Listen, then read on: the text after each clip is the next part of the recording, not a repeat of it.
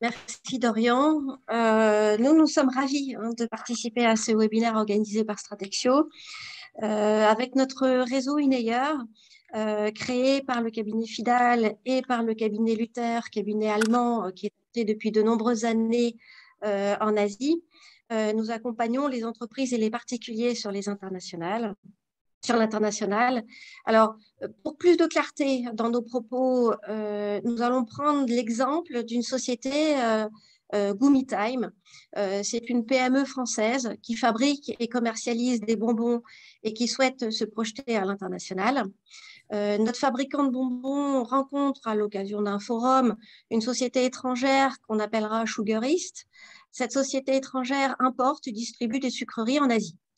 Gummitime a préalablement vérifié la faisabilité réglementaire et économique localement et a répondu à certains points de vigilance tels que est-ce que le produit est autorisé localement, sous quelles conditions, sous quelles normes réglementaires en matière d'alimentation, est-ce qu'il y a un marché potentiel pour ce type de produit. Donc, nous n'allons pas aborder cette vérification préalable. Et nous allons voir ensemble quelles sont les questions clés à se poser après, avec quel partenaire commercial et quelles seront les conséquences locales de telle ou telle structuration commerciale, pour quelle structure contractuelle et pour quelle implication fiscale. Le premier point de la structuration du partenariat commercial sera exposé par Clément. Bonjour à tous, merci Delphine. Donc, petite présentation, je m'appelle Clément, je suis avocat au barreau de Paris. Je travaille pour le cabinet Luther, basé à Bangkok, en Thaïlande, depuis 1 an. Avant ça, je travaillais au Laos pour un autre cabinet d'avocats. Et avant ça, à Paris, au sein d'équipes accompagnant des opérateurs miniers en Afrique subsaharienne. Pour donner un peu de contexte sur moi-même. Pour en revenir à notre fabricant de bonbons, je vais évoquer la question du choix du partenaire et ses conséquences au niveau local. L'impact local va être notre fil rouge au cours de ce webinaire. Nous le verrons également en matière sociale et fiscale un peu plus tard. Plus actuellement, je vais aborder la possible attraction locale causée par le partenaire et le risque pour notre fabricant de bonbons d'être considéré comme faisant des affaires directement dans le pays et ainsi être exposé aux contraintes réglementaires locales. Schématiquement, il y a 2 grandes options en matière de commerce international. Soit notre fabricant de bonbons sous-traite sa projection à l'international à un importateur, un distributeur ou un agent commercial, soit il contrôle plus ou moins directement l'exportation et la distribution via un employé ou alors via un agent commercial exclusif ou quasi exclusif sur place pour assurer ses missions. Et le point de vigilance va dépendre de la notion de contrôle et d'indépendance du partenaire. Si notre fabricant choisit une société d'import-export, un distributeur ou un agent commercial local de taille significative traitant avec de multiples opérateurs, il sera de fait indépendant du fabricant. Il y aura peu de risques d'attraction locale, ce qui n'est pas forcément le cas encore en matière sociale et fiscale ou en matière de concurrence. Nous le verrons un peu plus tard avec Claudine, Julie et Delphine. Et ce que l'on veut éviter, c'est que les autorités locales y voient un contrat de service. Non, pardon, je recommence. Ce qu'on veut éviter, c'est que les autorités locales voient cela comme un contournement des règles d'implantation dans le pays. Le but du jeu, c'est que ce soit juste un contrat de service et qu'on n'essaye pas de contourner les règles du jeu local. Ce ne sera pas forcément le cas si notre fabricant choisit un opérateur moins indépendant. Le risque sera plus important.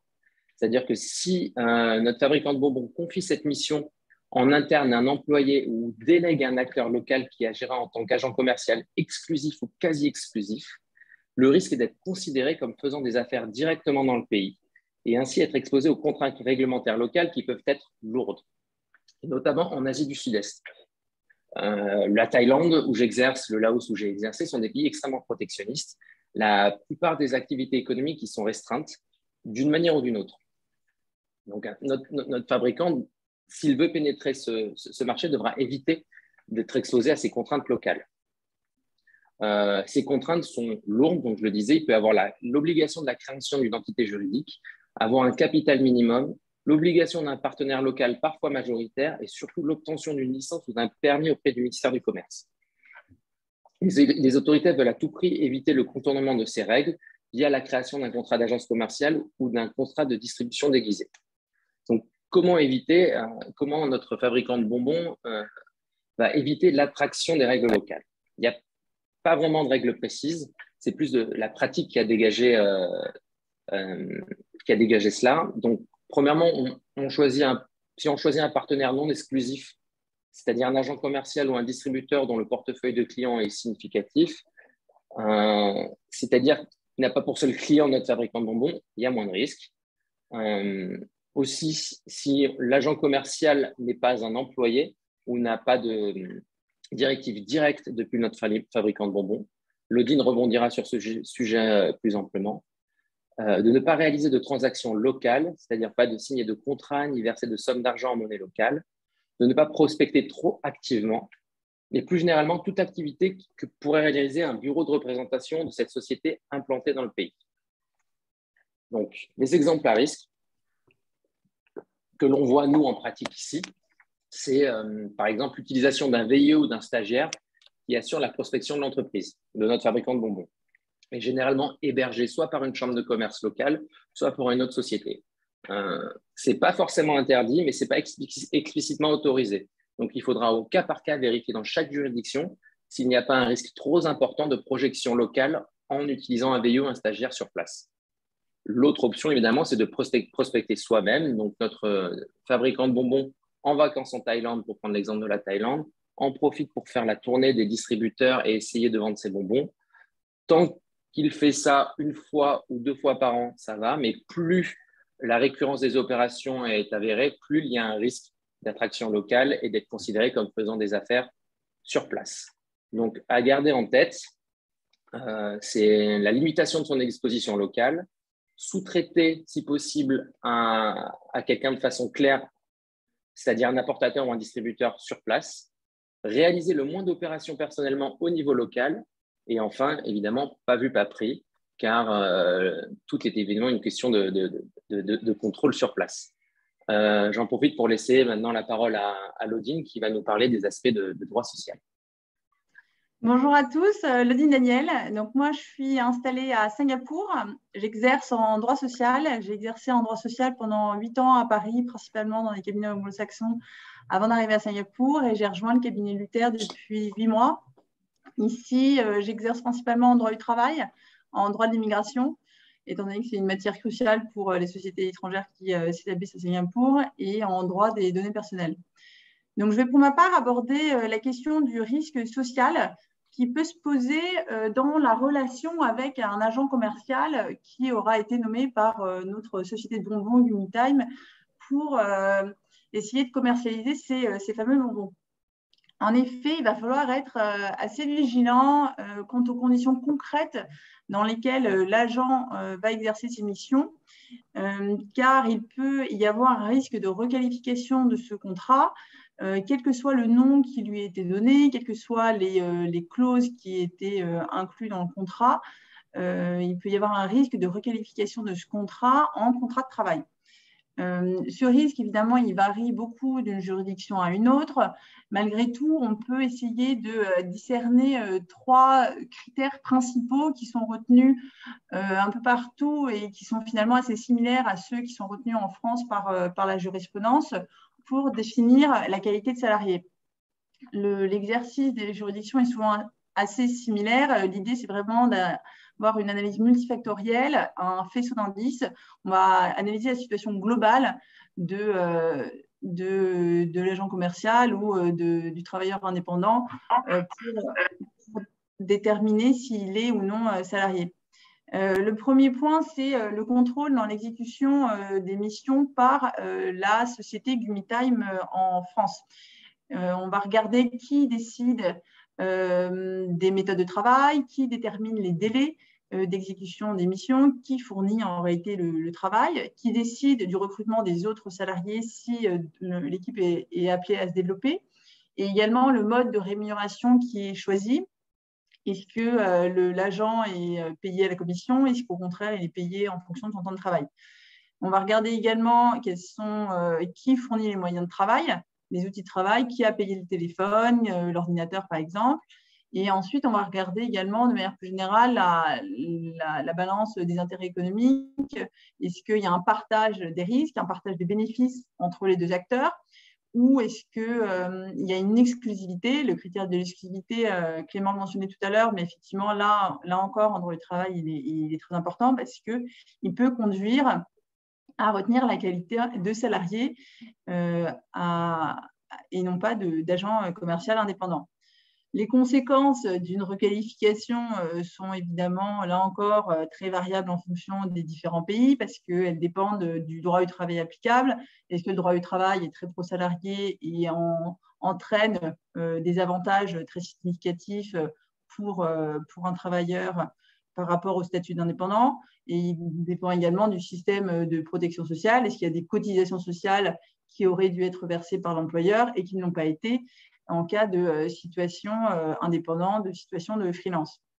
Donc, en ce qui concerne le salariat, par exemple à Singapour, même à Singapour, qui est finalement une juridiction où le droit du travail est assez flexible, il y a quand même un certain nombre d'avantages qui sont attachés au statut de salarié, notamment un congé maternité, un congé paternité.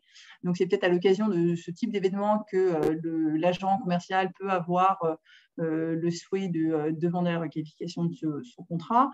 Le temps de travail peut être rémunéré évidemment de manière différente. Il peut réclamer le paiement d'heures supplémentaires. Le préavis en cas de rupture peut être plus long que celui qui était prévu dans le contrat d'agent commercial. Et ici, notre agent commercial subit un accident du travail sur son scooter en allant se promener pour distribuer ses bonbons. Et en cas de, si jamais il était reconnu comme salarié, il serait en droit d'obtenir une compensation de ses frais médicaux, ce qui évidemment ne sera pas le cas s'il est considéré comme travailleur indépendant. Donc il y a évidemment ces avantages, là encore, il faut les évaluer d'un pays à l'autre. Sur la partie protection sociale, cotisation sociale, il faut regarder s'il y a des cotisations sociales qui auraient dû être versées par l'employeur si l'agent avait été salarié. À Singapour, par exemple, on appelle ça le CPF, c'est une épargne obligatoire, ce n'est pas vraiment une cotisation sociale, mais c'est une somme qui doit être payée aussi bien par les travailleurs freelance que par les salariés. Mais le gros avantage pour les salariés, c'est que l'employeur doit mettre la main à la poche et doit lui également contribuer à cette épargne obligatoire. Donc, ça peut être un motif de recours pour le travailleur indépendant afin d'obtenir une contribution de la part de l'employeur. Malgré tout, dans beaucoup de juridictions, ces actions restent assez rares par rapport à ce qu'on connaît en France, étant donné que dans beaucoup de pays, il n'y a pas de motif de licenciement à justifier en cas de rupture du contrat. Et on le voit en France, c'est généralement au moment de la rupture que ce type d'action survient. Donc, par exemple, à Singapour, même si on parvient à obtenir la reconnaissance que le licenciement était injustifié, en réalité, l'indemnisation elle sera très limitée, donc ce qui rend forcément ce type d'action bien moins intéressante. Donc là encore, il faut vraiment vérifier la situation de chaque pays, car les enjeux peuvent être très différents. Il y a des pays, au contraire, qui sont dans le système en termes de droit du travail est beaucoup plus proche du système français. Et dans ces juridictions, ça peut être des actions qui auront beaucoup plus de chances de prospérer. Pardon. Je donne la parole désormais à ma collègue à Singapour, Estelle. Bonjour tout le monde, merci Laudine. Moi je poursuis sur d'autres points et notamment sur les contrats de distribution qui vont être principalement utilisés lors de transactions internationales. Donc qu'est-ce qu'un accord de distribution? C'est un accord souvent sous forme contractuelle entre un fournisseur et un distributeur et qui accorde au distributeur le droit de revendre des biens ou des services. On a deux principaux types d'accords, exclusifs ou non exclusifs, sachant qu'un accord exclusif donne au distributeur spécifié le droit, en tant que distributeur unique, de vendre le produit dans une région géographique particulière, alors qu'à l'inverse, un contrat de distribution non exclusif va donner au distributeur spécifié le droit de vendre le produit en tant que simple distributeur parmi d'autres, c'est-à-dire qu'il est en concurrence avec d'autres distributeurs. Et cet accord non exclusif est plutôt utilisé pour des biens de consommation à rotation rapide, mais également dans les cas où le fournisseur n'a pas un poids suffisant pour négocier une non-exclusivité avec le distributeur. On a des réseaux de distributeurs où le distributeur est quasiment unique sur le territoire. Dans ce cas-là, il est assez compliqué de négocier une non-exclusivité. Donc, les termes essentiels d'un contrat de distribution. Je ne vais pas aujourd'hui parler des termes qui sont les plus courants et que vous trouvez dans vos contrats, mais plutôt faire un point sur quelques réflexes à avoir, des termes qui sont peut-être un peu moins classiques, ou en tout cas qui sont principalement utilisés dans des transactions internationales. Donc, ça va être le cas des incoterms notamment. Donc, que sont les incoterms? Créés en 1936 par la Chambre de commerce internationale, les incoterms, International Commercial Terms, définissent les obligations du vendeur et de l'acheteur lors d'une transaction commerciale. Chaque modalité en fait, est composée de 3 lettres, et ces 3 lettres sont indissociables du lieu de livraison et du mode d'acheminement. Attention, l'utilisation des incoterms n'est pas obligatoire, donc on n'est pas obligé d'avoir des incoterms dans un contrat, mais on les retrouve quand même dans 90% des contrats ayant des opérations internationales. Et ces 3 lettres sont souvent la référence en cas de litige auprès des tribunaux dans le commerce international. Les incoterms en fait, servent à indiquer qui fait quoi entre le vendeur et l'acheteur, qui va organiser le transport, qui va organiser l'assurance pour le transport, mais aussi la prise en charge des risques et notamment le point de savoir à quel moment dans le transport ce risque va être transféré du vendeur à l'acheteur, ainsi que les coûts tels que les coûts de transport, d'emballage, de chargement ou de contrôle de sécurité. Il existe 11 incoterms, mais il faut savoir que certains ne sont utilisés que pour le transport maritime ou aérien, tandis que d'autres sont des incoterms multimodaux, c'est-à-dire pour différents types de transport. Un autre point auquel il faut faire attention, c'est que les incoterms ne remplacent pas les termes d'un contrat de vente et notamment, ils ne prévoient pas la spécificité des marchandises. Si vous voulez spécifier ce que sont vos produits dans un contrat de vente ou de distribution, il convient de le faire dans le contrat même. Les incoterms ne prévoient pas cela. Les incoterms ne sont pas là non plus pour prévoir le lieu ou le mode de paiement des marchandises, même les recours qui peuvent être exercés en cas de violation du contrat de vente ou de distribution, ni des cas de force majeure. Il est également courant de constater en fait une confusion entre les incoterms et un autre type de clause qui va être le transfert de propriété des biens vendus. Or, ce point-là n'est pas traité par les incoterms, mais plus souvent l'objet d'une clause dédiée ou est présent dans les conditions générales de vente. Donc, la clause de transfert de propriété, il s'agit d'une clause qui prévoit par exemple que le fournisseur reste propriétaire des biens tant que le prix ne lui a pas été payé en totalité. Cette clause-là est utile dans un contrat international parce qu'il permet en fait au fournisseur d'initier une action en justice afin de reprendre ses biens dans le cas où ces biens auraient déjà été livrés au distributeur mais n'auraient pas encore été payés par celui-ci ou revendus au consommateur final. Là, on a un cas qui est un peu plus compliqué. D'autres clauses sont également importantes, celles qui vont être relatives à la fixation du prix au paiement des produits. Et je pense notamment au fait que dans le cadre, par exemple, d'un contrat de distribution, de savoir si le distributeur est libre de fixer ses propres prix ou pas. Si le fournisseur se réserve le droit de modifier ses prix après l'entrée en vigueur de l'accord entre les parties, les conditions tarifaires et notamment la façon dont le fournisseur va payer le distributeur.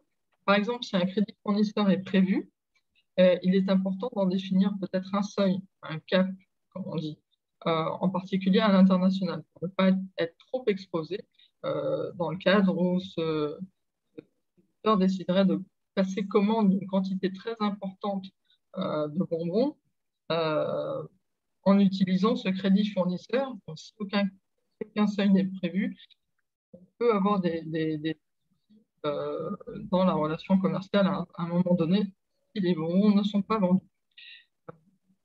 Par ailleurs, certains risques export sont couverts par la BPI. Et peut-être intéressant parfois de voir si le seuil du crédit fournisseur peut matcher le risque export couvert par la BPI. On a également parfois des intérêts de retard dans certains contrats. Alors attention aussi, selon les juridictions, ces intérêts de retard peuvent être assimilés à des clauses de pénalité qui vont alors être écartées par le juge, par les tribunaux, lorsque les intérêts sont trop élevés, par exemple. Il faut voir également la devise dans laquelle les biens vont être payés. Si on est hors d'Europe, il est bon de prévoir à ce moment-là une clause de foreign exchange avec un taux prévu au contrat et un taux qui va peut-être être fondé sur ce que donne la Banque centrale locale et également des modalités de révision de ce taux parce que le contrat, c'est quelque chose qui vit. Et donc, vous aurez besoin de vous retrouver autour de la table à un moment donné pour revoir ce foreign exchange rate. On peut aussi penser qu'en cas d'un foreign exchange rate où ils vont avoir un écart trop important, par exemple, entre l'euro et le Thai baht, qu'est-ce qu'on peut prévoir dans un contrat? On peut se dire qu'on a peut-être plus d'intérêt à continuer la relation commerciale. Et dans ce cas-là, soit on prévoit dans le contrat qu'en cas d'un tel écart, on va renégocier les prix, ou on va s'offrir la possibilité de mettre un terme au contrat. Il faut le prévoir. Il faut le prévoir, en fait, cela. Ça ne se prévoit pas au moment où ça arrive. Un autre point qui peut être intéressant aussi, c'est la clause de force majeure. C'est un outil en fait qui permet de gérer des risques qui peuvent survenir. Donc par exemple un conflit, une épidémie, une pandémie, mais également d'autres choses qui peuvent être très propres à l'activité et à l'industrie, qui peuvent être vraiment spécifiques à l'industrie. Je pense à nos exemples des bonbons. De prévoir qu'en cas d'absence de betterave ou de sucre, le contrat est peut-être mis fin au contrat si aucune solution alternative n'est trouvée dans les 60 ou 90 jours. Ça peut être intéressant de le mettre dans un contrat.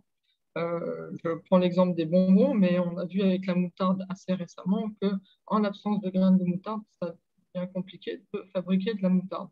Donc, avoir une clause de force majeure dans un contrat à l'international est important. Une autre clause, elle est peut-être moins courante, mais qui est tout autant importante, encore une fois, selon les pays dans lesquels vous opérez, c'est la clause éthique ou embargo. Donc, de prévoir que dans le cadre de relations internationales, cette clause-là va imposer votre charte éthique aux distributeurs de sorte qu'ils ne soient pas autorisés à fournir de bonbons, mais de bonbons, ça pourrait être autre chose, dans un territoire sous embargo, et qu'ils ne soient pas non plus autorisés à verser certaines sommes qui viendraient en contradiction avec les réglementations propres au money laundering. Donc, effectivement, on veut s'éviter le blanchiment d'argent, on veut aussi s'éviter de voir ces produits vendus dans des pays sous embargo. Donc, c'est important d'avoir cette clause-là. Non pas que ça va potentiellement, si le distributeur est malhonnête, pour le faire, mais en tout cas, vous aurez dans le contrat un moyen de vous excuser de la situation donnée et de l'attaquer en justice pour réparation des dommages causés. La clause de protection des données personnelles. Alors, celle-ci est également importante dans la mesure où, dès qu'on a des transferts de données hors de l'Union européenne, on doit s'assurer qu'il y a un niveau de protection des données qui est approprié. Donc, ces transferts-là doivent être encadrer en utilisant différents outils juridiques. Là encore, l'objet d'aujourd'hui n'est pas de s'étendre là-dessus, mais juste que vous l'ayez en tête. Voilà, je vous remercie. Et je passe maintenant la parole à Julie qui, elle, va traiter plus des points de concurrence et propriété intellectuelle. Merci. Merci Estelle. Bonjour à tous. Donc, je suis Julie Feger-Katz, avocate chez Fidal à Strasbourg depuis un peu plus d'1 mois. J'ai travaillé avant dans des cabinets anglo-saxons à Paris et j'ai été juriste aussi au sein du groupe L'Oréal. Et je suis spécialisée effectivement sur les sujets de concurrence, distribution et consommation. Donc, pour continuer sur la partie rédaction du contrat, je vais effectivement commencer par la propriété intellectuelle. Donc, dans notre exemple, si on reprend l'exemple de notre société Gummy-Time, on peut imaginer, comme vous sans doute, que Gummy-Time a beaucoup investi dans le développement de ses marques Gummy, Sweet Candy, dans le développement de ses recettes, dans son savoir-faire, dans sa notoriété en France. Et pour protéger en fait, tout ce qu'il a développé, pour protéger sa propriété intellectuelle et industrielle, évidemment, c'est important de prévoir dans le contrat avec le distributeur, comme on le ferait avec un distributeur en France d'ailleurs, des clauses contractuelles qui clarifient les conditions d'utilisation des droits de propriété intellectuelle et puis les limites à cette utilisation. Et puis un autre point important qui sort un petit peu de la rédaction du contrat, mais c'est de penser à enregistrer en fait les marques, les brevets, tous les droits de propriété industrielle dans les pays dans lesquels vous souhaitez exporter, puisque l'enregistrement en fait est attaché à une région en particulier ou à un pays en particulier. Donc il faut penser à ça. Le point suivant que je voulais aborder, c'est le point droit de la concurrence. Donc là, toujours pour revenir à notre exemple, on peut penser que Gummy-Time, pour se donner toutes les chances en fait sur ce nouveau marché sur lequel elle souhaite s'implanter, pourrait être tentée de garder le contrôle sur la politique tarifaire de Sugar East, de son distributeur, ou d'essayer d'obtenir un maximum d'informations confidentielles sur les pratiques de ses concurrents par l'intermédiaire de ce distributeur pour éventuellement s'en inspirer, s'aligner ou en tout cas avoir une vue globale du marché sur lequel elle va s'implanter. Et puis, par ailleurs, comme ça a été évoqué plus tôt par Clément et par Estelle aussi, il est fréquent qu'il y ait des accords d'exclusivité en fait, territoriale pour organiser la distribution sur le territoire. Et donc, en fait, tous ces sujets-là, ce sont des sujets qui attirent un petit peu notre attention sur le droit de la concurrence et qui demandent une vérification de ce côté-là. Là, pour baisser un peu l'intensité de mon propos, Gummy-Time, on parle d'une PME française qui s'implante sur un nouveau marché. Donc, c'est un nouveau concurrent qui arrive sur le marché. Donc, globalement, les risques pour la concurrence sont plutôt limités. Au contraire, on va plutôt avoir un bénéfice pour la concurrence au niveau local, puisqu'on va avoir plus d'acteurs sur le marché. Et en fait, les autorités de concurrence apprécient les situations vraiment sur un marché pertinent, et en fonction de la balance bénéfice-risque. Donc ici, quand on parle d'une PME, on est quand même sur des risques limités, mais là, on estime qu'on ne sait pas encore exactement quelle sera la forme du partenariat, mais Sugar East est peut-être un distributeur important, qui est incontournable, qui a déjà énormément de contrats d'exclusivité avec d'autres acteurs du secteur. Et puis, on peut imaginer aussi, pourquoi pas, que les bonbons qui sont commercialisés par Gummy-Time sont si spécifiques, ont vraiment une innovation particulière, quelque chose qui en fait, qui fait qu'ils font partie finalement d'un marché de niche. Et c'est sur ce marché de niche que les conditions de concurrence vont être appréciées. Et peut-être que sur ce marché-là, Gummy-Time va devenir très rapidement lui aussi un acteur incontournable, avec une part de marché importante. Donc, bien que les risques soient limités quand on parle d'une PME, c'est quand même toujours important de les avoir en tête et d'aller vérifier les règles applicables dans le pays concerné. Sachant que dans la plupart des pays, comme en France, il est interdit d'imposer des prix de revente aux distributeurs indépendants, qui doit rester libre de sa politique tarifaire. Et puis, quand il y a des jeux d'exclusivité ou même de distribution sélective, dans certains cas, c'est important de vérifier quand même la situation de concurrence. Une chose qui est importante sur ce sujet-là, c'est que ces risques-là existent quand on parle d'un distributeur indépendant. En revanche, quand on a comme un contrat d'agent commercial, là, les risques sont très limités, voire même inexistants, à condition que ce soit bien la qualification d'agent commercial qui soit retenue par l'autorité de concurrence. Et donc ça, c'est une appréciation qui va dépendre un petit peu de chaque autorité. La Commission européenne, par exemple, interprète ces termes assez strictement. Il faut vraiment qu'il n'y ait aucun risque qui soit porté par l'agent pour qu'il soit considéré comme un agent et donc pas comme un indépendant. Donc voilà, c'est important de vérifier tout ça quand même. Et dans le contrat, il peut être utile de prévoir des engagements qui sont relatifs au respect par les parties du droit de la concurrence. Et puis, une dernière chose par rapport à la rédaction du contrat, c'est tout ce qui concerne les litiges entre les parties. Donc, les litiges qui vont être relatifs à l'application du contrat, comme la violation des obligations contractuelles, la rupture de la relation commerciale ou d'autres sujets. Parce que dès lors que l'on se situe ici dans un contexte international, il y a plusieurs ordres juridiques en fait, qui vont être concernés par le contrat. Donc, si on reprend notre exemple Gummitime, on peut citer la France qui est le lieu du siège social de Gummitime. On peut citer Singapour, qui est le lieu du siège social de Sugar East, par exemple. Et puis, on peut penser à l'Indonésie, la Thaïlande, le Laos, le Cambodge, enfin, tous les lieux d'exécution du contrat, donc tous les lieux dans lesquels les produits vont être distribués. Donc, dans ce cas, une question assez logique, c'est devant quel juge je vais porter mon litige en cas de litige avec l'autre partie, et puis ce juge, quelle loi va-t-il appliquer? Donc, ces questions-là, en fait, qui sont les questions de droit applicable et de juridiction compétente, elles sont gérées par un système assez complexe qui combine droit local et conventions internationales, quand celles-ci sont signées par les pays en question.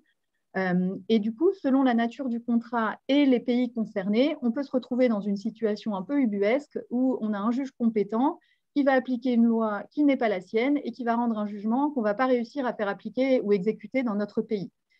Donc, pour éviter tous les risques d'insécurité juridique par rapport à cette situation, c'est important et vraiment recommandé de prévoir des clauses contractuelles qui fixent la loi applicable et le juge compétent. Et si on n'arrive pas à se mettre d'accord là-dessus avec l'autre partie, c'est vraiment important de savoir exactement quelles règles vont s'appliquer et qui va les appliquer pour pouvoir rédiger le contrat en conséquence, en fait.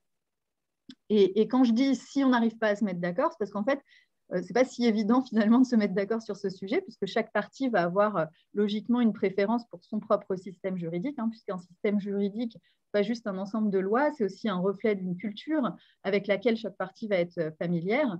Si on reste par exemple sur l'Asie, on peut citer des pays comme le Japon ou la Chine, où les normes sociales et l'harmonie des parties lorsqu'elles concluent le contrat et lorsqu'elles l'exécutent vont finalement avoir plus d'importance que le droit et le texte du contrat lui-même. Donc, de manière générale, sur ce sujet, on peut estimer que la liberté contractuelle est reconnue dans une large majorité de pays. Donc, dans la plupart des pays, le contrat tient lieu de loi entre les parties, et un contrat qui est bien négocié, qui est bien rédigé, qui est complet et qui prévoit tous les risques va permettre de les limiter considérablement. Il existe quand même des exceptions pour certaines lois qui sont impératives et qui ne peuvent pas faire l'objet d'une négociation contractuelle et qui vont être appliquées par le juge compétent.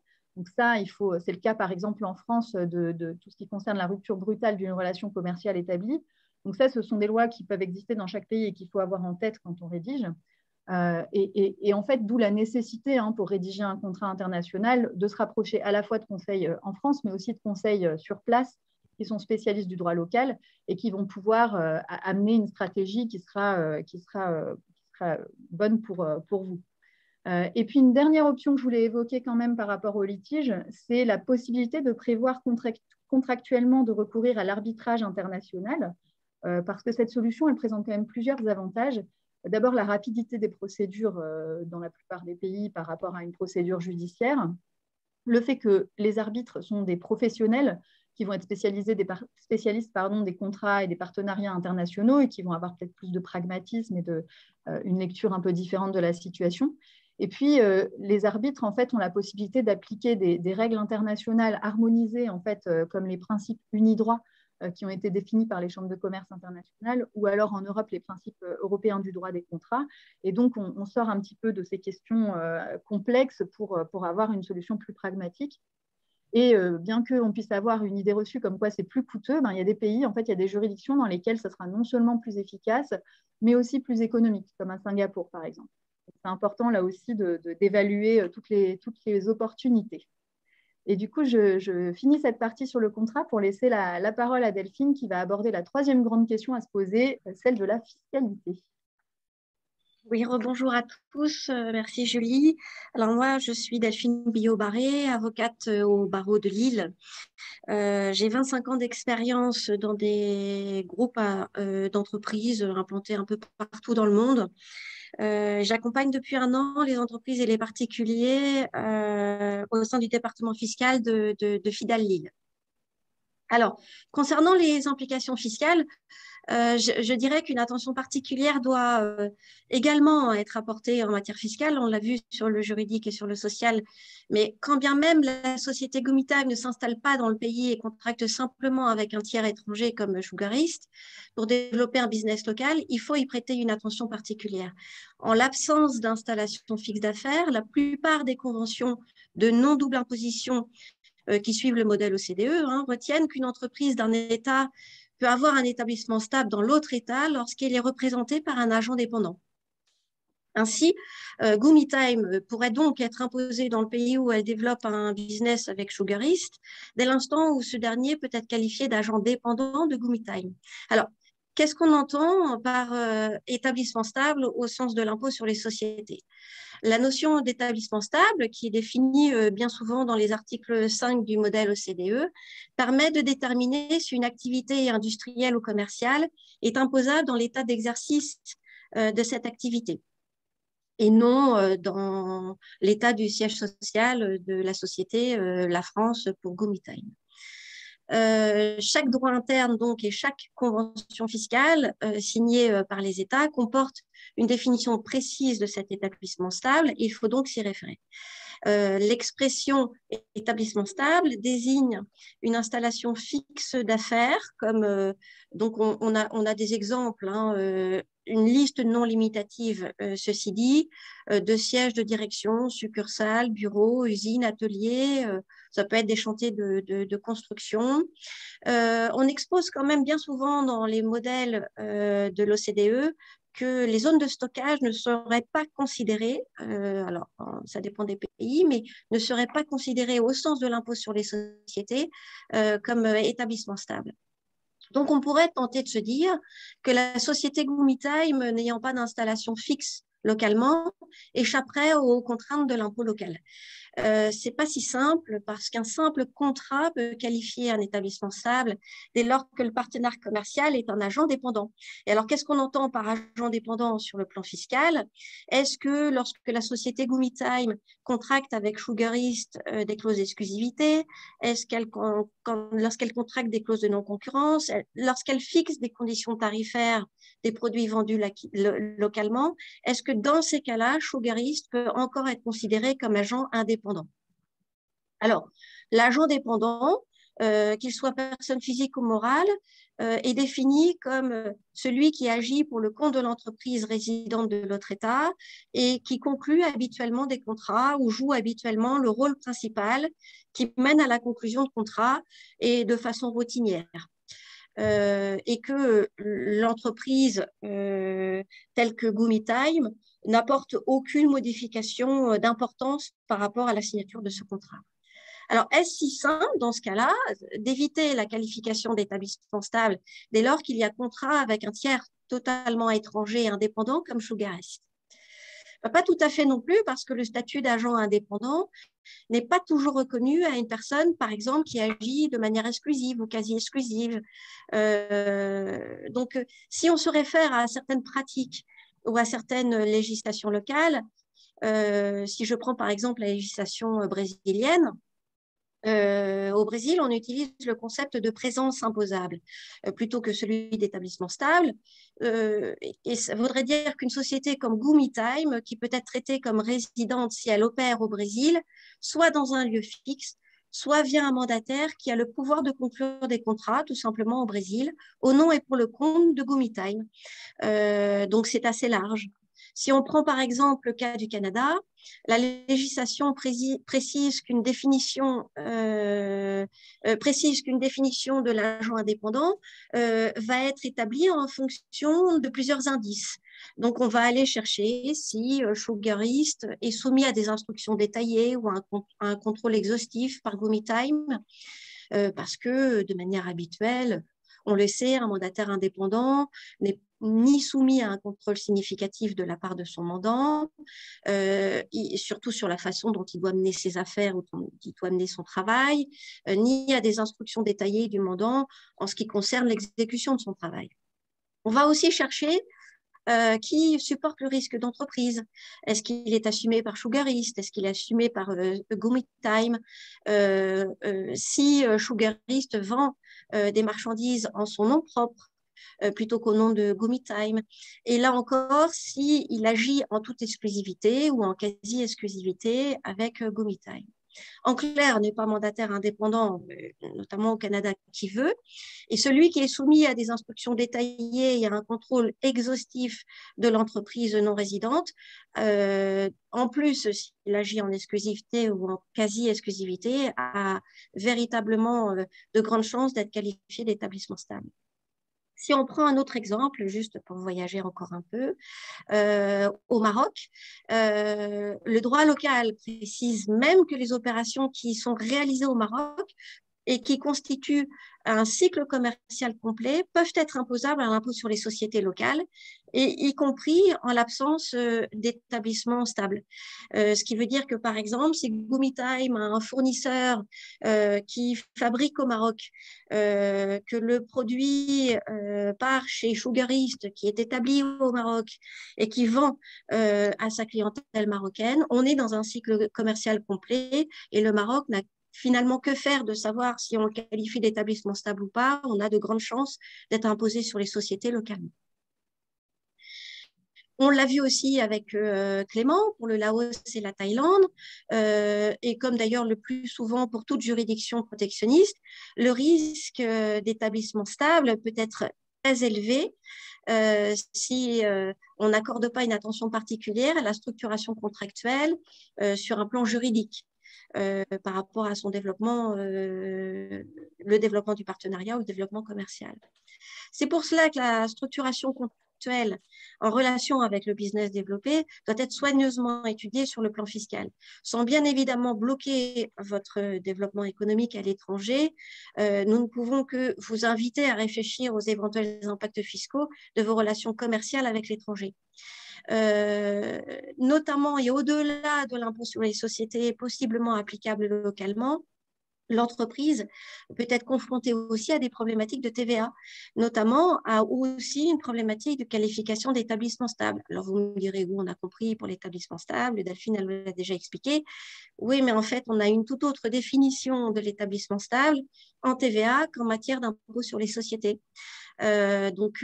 Pour cette définition en matière de TVA, il nous faut une structure caractérisée par un degré suffisant de permanence, apte du point de vue de l'équipement humain, donc il nous faut des personnes, et techniques pour rendre possible de manière autonome l'activité réalisée. Ça, c'est une définition de la Cour de justice de l'Union européenne, mais ça veut dire que quoi? Il nous faut des gens, il nous faut des locaux, il nous faut des outils, des appareils. Donc, on est sur une autre définition encore que l'impôt sur les sociétés, mais cette définition-là va nous nécessiter à nous une immatriculation locale et le respect des obligations formelles et déclaratives qui parfois sont lourdes, et ça vous le savez bien, ce qui revient à dire que, comme nous avions vu que le stockage du produit de Gumitime localement en matière d'impôt sur les sociétés n'est pas forcément une qualification d'établissement stable, ça pourrait l'être dans le cas de la qualification d'établissement stable en matière de TVA, et donc générer des nécessités en fait de respect des réglementations locales en matière de TVA. Il est donc essentiel d'appréhender la réglementation, comme on l'a vu, juridique et fiscale d'un tel partenariat commercial avec un tiers étranger pour pouvoir se garantir un développement commercial plutôt serein et connaître au maximum, on ne peut pas avoir un risque zéro, mais connaître au maximum les impacts du développement de ce business en les prévoyant dans les ou le contrat liant le partenariat commercial. Voilà, nous sommes à votre disposition pour toutes les questions que vous souhaiteriez poser dans le chat. Je vois qu'il y en a déjà. Alors, je ne sais pas, Delphine, est-ce que tu veux que je pose les questions qui sont dans le chat? Ok. Bon, déjà, merci à vous 5 pour cette présentation. On a une question de Sylvain qui nous demande si un contrat de distribution non exclusif peut-il être qualifié en contrat exclusif et inversement, et comment faire cela au niveau contractuel? Alors, ça, je pense que je peux répondre. Ça dépend en fait de la juridiction. il faut faire attention. En fait, vous pouvez prévoir que le contrat ne soit pas exclusif. Hélas, dans certaines juridictions, on a certaines réglementations qui vont s'imposer à la relation commerciale et qui peuvent en fait le rendre exclusif.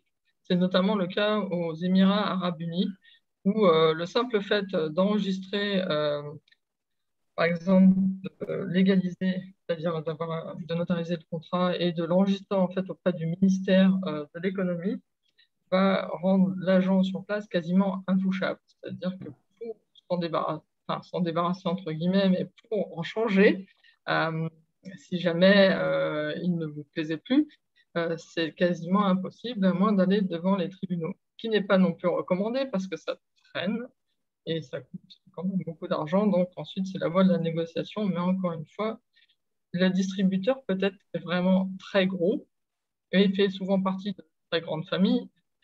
Donc, c'est d'autant plus compliqué. Mais certaines réglementations locales peuvent en fait euh, modifier les termes du contrat. C'est-à-dire que vous partez en pensant que vous avez un contrat non exclusif et à l'arrivée, parce que vous ne vous êtes pas bien renseigné sur la réglementation locale, vous vous apercevez qu'en dépit des termes indiqués dans le contrat, vous avez un contrat qui est totalement exclusif et en plus de cela, vous êtes pieds et poings liés avec votre distributeur quasiment ad vitam aeternam. Hein, c'est presque ça.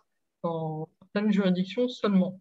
Dans d'autres, où ça se passe de façon un peu moins brutale, comment est-ce qu'on fait pour modifier? On modifie les termes du contrat, en fait, c'est un accord commun des parties, et vous pouvez décider d'amender le contrat, soit de mettre un terme au contrat en cours, donc de signer un termination agreement avec, ou d'amender le contrat que vous avez déjà en le rendant non exclusif ou exclusif.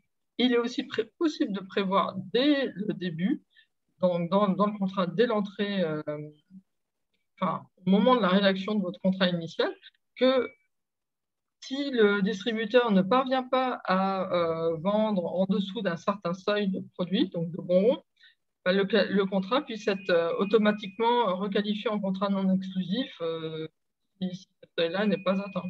Enfin, beaucoup de choses sont possibles contractuellement parlant. Ensuite, ça dépend chaque fois de la réglementation locale. Donc, on peut avoir des lois qui vont s'imposer de toute façon. Alors, les termes du contrat ne sont pas tout. Il faut vraiment vous faire accompagner sur place. Et même quand on indique dans le contrat, je choisis que la loi applicable sera, je sais pas, la loi de Singapour, si la relation commerciale a lieu en Thaïlande, les normes Thaï peuvent trouver à s'imposer, en dépit du fait que la loi applicable soit singapourienne. Les Thaïs peuvent dire, bah non, mais dans ce cadre particulier-là, on a une loi qui s'impose à la relation commerciale. Donc, voilà, ça c'est important de le savoir aussi. Donc, faites-vous accompagner toujours localement. Super, merci Estelle pour ta réponse. Alors, je ne sais pas si d'autres participants veulent poser une question. Je vois Jocelyne, Bérangère. N'hésitez pas. Annick et tous les autres, n'hésitez pas à ouvrir votre micro, poser une question ou même rédiger directement dans le chat. Non, je n'ai pas de question particulière. J'ai trouvé que c'était très, très bien et que ce que vous avez fait là, tous ensemble, pour tout le monde, apporte beaucoup aux entreprises présentes. Bon, une petite question quand même. Vous avez parlé tout à l'heure des contrats dans les Émirats arabes unis, notamment contrats d'agents qui pouvaient se transformer enfin en contrat de distribution, en contrat d'exclusivité. J'ai souvent vu du côté des Émirats ces espèces de contrats qui sont comme un fatras, agent-distributeur. Bon, on met tout ensemble et hop, alors on est agent, on est distributeur, enfin on ne sait plus où on habite. Et il faut bien attirer l'attention auprès des entreprises sur le fait que les contrats monstrueux, enfin comme ça, avec des objets qui n'ont rien à voir, sont créateurs de gros problèmes. Et ça, je l'ai vu très, très, très régulièrement. Sinon, bon, tout est très clair. Merci pour moi. Je ne sais pas si vous voulez réagir sur ce que Jocelyne a dit. Super. Bon, Oui, en fait, c'est comme Jocelyne le disait, tout à fait, c'est exactement ça. Ce qu'on va aller regarder, c'est la nature de la relation et vraiment ce que fait le distributeur ou l'agent sur place, sachant que vraiment, en fait, aux Émirats arabes unis, on a une loi spécifique à ce sujet-là. Donc, on parle d'agent, mais d'agent qu'on pourrait entendre comme étant un distributeur dans une autre jurisdiction. Donc, ça prête à confusion. Et c'est en anglais et en arabe, forcément. Mais voilà, donc les termes sont effectivement parfois trompeurs.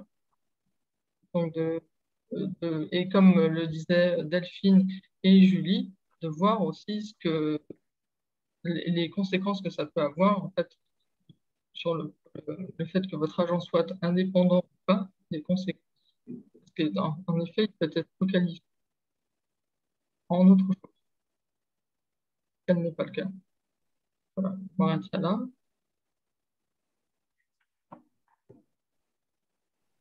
Oui, en fait, moi, je voudrais rebondir aussi sur ça. On a tendance, en fait, à vouloir faire du copier-coller bien souvent du copain, du voisin, du cousin qui est implanté dans le pays et qui a réussi, en fait.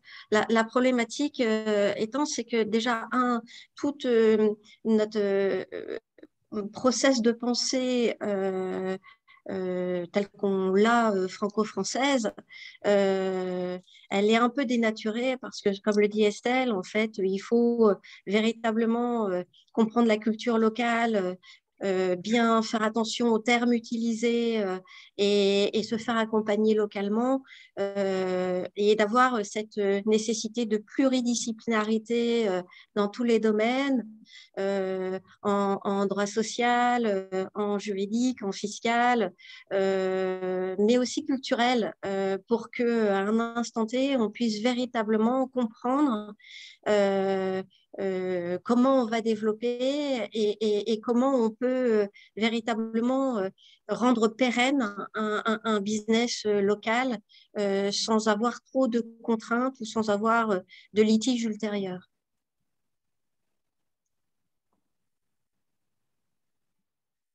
Merci.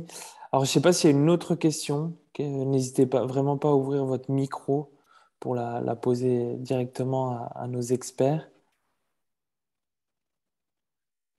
Et alors, s'il n'y a pas d'autres questions supplémentaires, je ne sais pas si vous avez un petit mot de conclusion, nos 5 experts, et puis il me suffira de vous remercier après ça. Moi, je vais laisser les autres un petit peu parler, mais moi, je vous remercie. Et puis, je voulais vous dire que nous, on a l'habitude de travailler ensemble, le cabinet Luther et le cabinet Fidal. Donc, n'hésitez pas si vous souhaitez d'autres webinaires sur d'autres sujets, hein, il n'y a pas que celui-là qu'on a l'habitude de traiter, ce sera avec plaisir. Donc, je laisse la parole peut-être à Lodine, on n'a pas beaucoup entendu. Oui, moi aussi, je vous remercie tous d'avoir participé. Peut-être juste un mot complémentaire sur Luther. Donc, Luther, en fait, on est vraiment une équipe française dédiée à une clientèle française sur la région Asie du Sud-Est. Le cabinet est implanté depuis très longtemps en Asie, donc on a vraiment une équipe d'avocats experts de la culture juridique locale dans les différents bureaux dans lesquels on est implanté.